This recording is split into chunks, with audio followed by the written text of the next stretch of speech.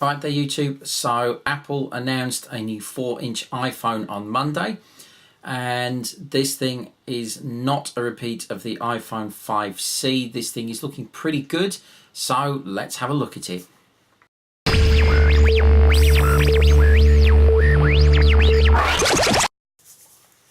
Okay, so the new iPhone SE, it's 4-inch screen on it. It looks fairly similar to the iPhone 5S. I know a lot of people around the internet, just looking at web forums, have been holding out for a 4-inch iPhone because they don't like the size of the iPhone 6 or the 6 Plus.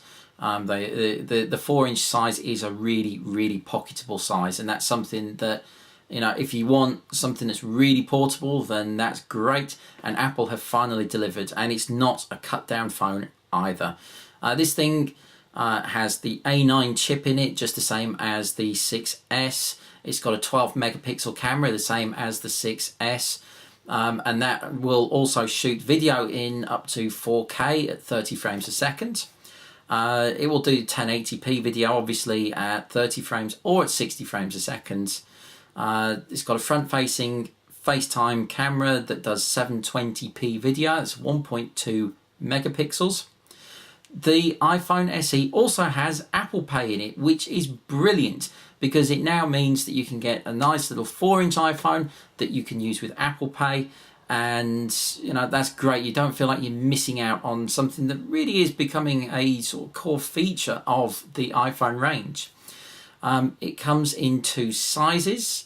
The first size is 16 gigabytes. Really, Apple? 16 gigabytes? Come on. And the other size is 64 gigabytes. So let's just talk about the 16 gigabytes. That will retail for $399 US or £359 here in the UK. You can buy it contract free. If you do buy it with a contract, you can get it free. It is a really aggressive price, and I like that. This phone is packed with technology. It doesn't have the latest Touch ID sensor in it. It doesn't have things like the optical image stabilization that, say, like the iPhone 6S Plus has. But it's still a really good camera in it. It's still got a really high quality screen. Everything about it is high quality, just shrunk down in size. And honestly, there's not many phones out there at the moment that have flagship features at that 4-inch screen size. So really, Apple, I think, have done a really good job on this one. It's a great phone to have if you want flagship performance, but without making the sacrifice and having a massive screen with it. But the storage space is, again, 16 gigabytes, and I'm not a fan of 16 gigabytes in phones these days.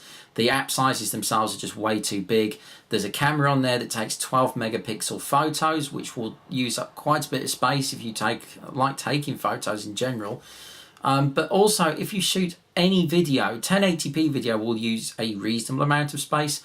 But if you're shooting 4K video, which the phone is capable of, you're going to use up loads of space very quickly. The 16 gigabyte version, my personal recommendation, steer clear of it. It's just too small nowadays. You really need to have 32 gigabytes, I would say, as a minimum, especially if you don't have an SD card slot in your phone. 16 gigs is fine if you have an SD card slot, because obviously you can expand the storage yourself for a fraction of the price that a manufacturer would charge. The other size, the 64 gigabyte version, is available for $499. That's £439 here in the UK. 64 gigs is a great size. I think most people will find that's ample storage for all their photos, all their apps, any video you want to film. Just generally, it's a better all-round size, and it is still cheaper than the iPhone 6S, which starts at, I believe, £539. So it's £100 less, and you're getting a lot of phone with the smaller screen size. If you like the smaller screen size, it really is a good phone. Personally, I think Apple have done a great job here. It's nice to see flagship features in a smaller form factor. A lot of things have been done well. It's really just the storage on the base model that I find stingy, to be quite honest with you. But beyond that, it's not quite got all of the features of the 6S, but it's got a lot of the features of the 6S, and it's got the features that really count.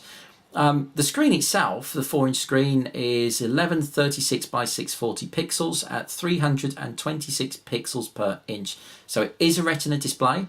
It's not a full 720p display or 1080s display, but it's still a Retina display, and it's basically the same resolution as the iPhone 5S had.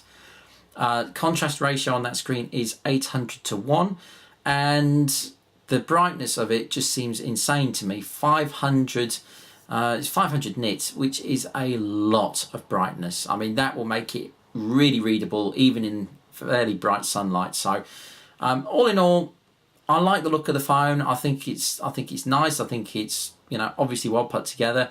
It is basically a 5S in terms of size, but it's got a ton of features that are in the current generation of phones. The A9 processor and the 12 megapixel camera, I think, are really nice to see in the phone at this price point. So overall, it's a good phone. It's a solid release. It will be welcome, I think, to a lot of people who've been waiting for a 4-inch iPhone and hoping that Apple will release one that isn't crippled in the same way that the 5C was.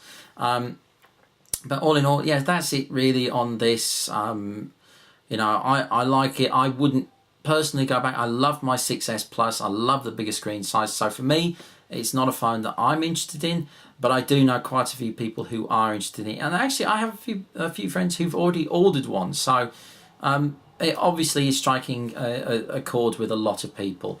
As for how the battery life is, I mean, you know, there are the usual claims. I suspect it will be somewhere similar to what the iPhone 6S has. But time will tell. We need to see it in action and find out just, you know, how good the battery life is in the long haul. But that's it anyway for this video. Overall, I do like the iPhone SE. I think Apple's done a pretty good job there.